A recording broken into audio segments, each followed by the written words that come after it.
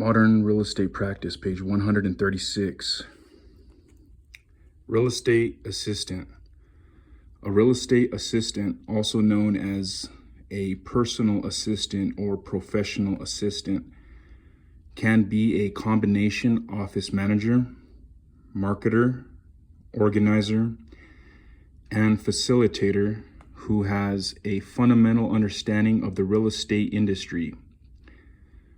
The assistant can be a staff member working for more than one real estate professional, but often works for a specific sales associate.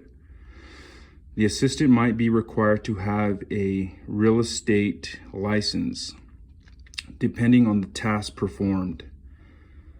The extent to which the assistant can help the real estate broker or sales associate with transactions will be determined by the state licensing law and regulations. An unlicensed assistant generally may perform duties that include clerical tasks, office management, website development and maintenance, and production of marketing pieces, but with little direct contact with consumers. A licensed assistant, on the other hand, can also set up and host open houses and assist in all aspects of a real estate transaction, including day-to-day contact with consumers. Most states have very specific rules about what a licensed assistant and an unlicensed assistant may do and how they can be compensated. Usually, an unlicensed personal assistant working for a sales associate can be paid by the sales associate, but a licensed personal assistant working for a sales associate must be paid by the employing broker. For purposes of the real estate licensing laws and regulations, both the sales associate and licensed personnel assistant are under the supervision of the employing broker. In practice, a sales associate considering hiring a personal assistant must understand state requirements. The parameters of the relationship should be clear both to the sales associate and the person hired to act as a personal assistant. Even an unlicensed individual could incur liability under the state licensing law, especially if that person conducts activities that require a real estate license. Broker's compensation.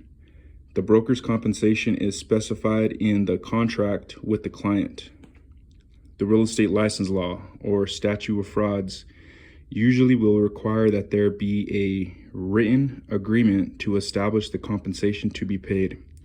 Compensation can be in the form of a commission or broker's fee, computed as a percentage of the total sales price, a flat fee, or an hourly rate. The amount of a broker's commission is negotiable in every case.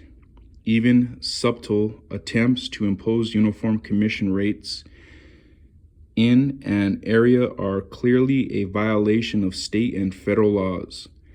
Nevertheless, a broker may set the minimum rate acceptable for that broker's firm. The client is free to work with a different broker if the rate is deemed unacceptable by the client.